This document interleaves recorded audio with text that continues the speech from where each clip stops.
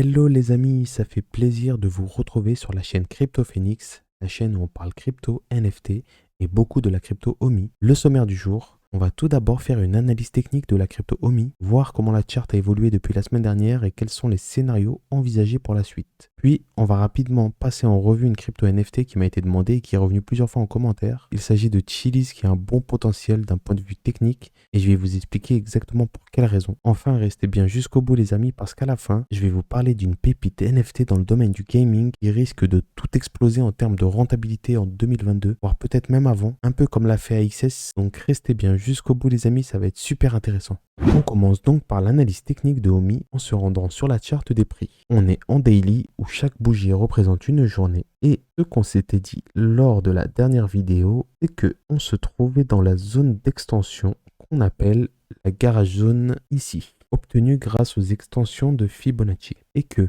potentiellement le prix aimait bien généralement venir se garer dans cette garage zone et donc potentiellement consolider, voire tenter de se retourner. D'autant plus qu'on avait identifié à ce niveau-là une forte zone de résistance entre grosso modo 0,0077 $ et 0,0080 $. Et c'est justement ce qui s'est passé ici, où on a consolidé dans cette garage zone avec une mèche qui est même descendue jusqu'à 0,0062 $. On est probablement venu faire une petite chasse au stop pour faire sortir les derniers entrants, où on peut voir qu'on a notamment perdu environ 25% de valeur sur OMI, avant de regagner plus haut la garage zone. On voit d'ailleurs qu'on est venu mécher pile sur la ligne de coup de notre précédent double bottom, ici. En passant sur la charte en weekly, on le voit mieux.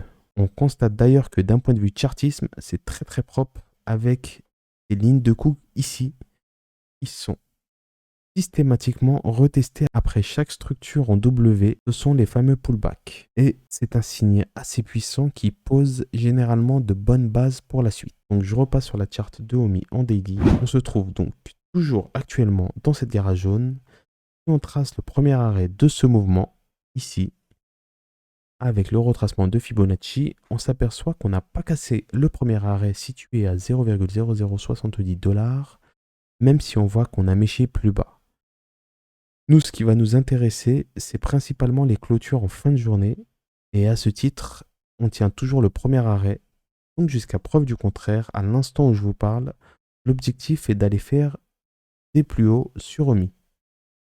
Mais j'insiste, c'est vraiment à l'instant où je vous parle, car cela pourrait vite évoluer dans un sens comme dans l'autre, et vous allez comprendre quand je parlerai du RSI tout à l'heure. D'autres éléments indiquent qu'on est toujours pour l'instant en tendance haussière. Par exemple, le ruban de moyenne mobile qui est super intéressant, car d'une part, on constate qu'on évolue au-dessus de ce ruban, donc potentiellement toujours en tendance haussière, et d'autre part, on voit qu'on a rebondi dessus plusieurs fois. Et encore une fois, il y a quelques jours, lorsqu'on est venu mécher dessus avant de repartir à la hausse. Donc ce ruban constitue une bonne zone de support sur laquelle on pourrait potentiellement de nouveau être amené à rebondir dessus à l'avenir. Enfin, pour ceux qui apprécient l'indicateur Ishimoku, on peut voir qu'on évolue donc en daily au-dessus du Kumo ici et qu'on est venu rebondir sur la Kijun pour repartir. La lagging span est ok et n'a pas croisé la courbe de prix ni le Kumo. On est donc bien selon Ishimoku toujours dans une tendance haussière. Cela étant, petit warning, donc là je reviens sur la charte globale. Donc petit warning, depuis quelques jours, on est dans une petite dynamique baissière à court terme. On peut le voir à l'aide du concept de trendline où sur du court terme, on est passé en dessous.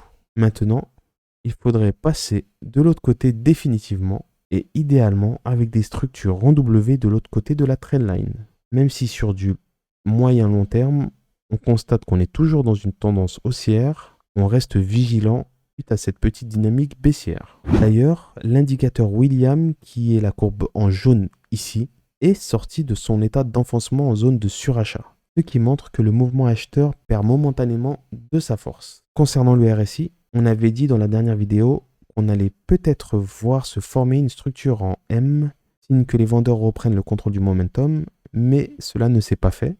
Et au contraire, cela s'était transformé en potentiel W Mais finalement, on n'a pas non plus cassé la ligne de coût ici. Et donc, on n'a pas non plus établi de structure en W. Donc, on évolue actuellement sur le RSI au sein d'un range entre ces deux valeurs, ici et ici. D'ailleurs, on constate une contraction ici et on pourrait, à l'issue de cette contraction, casser le RSI à la hausse ou à la baisse, ce qui devrait donner une direction claire pour voir qui des acheteurs ou des vendeurs reprennent la force du mouvement.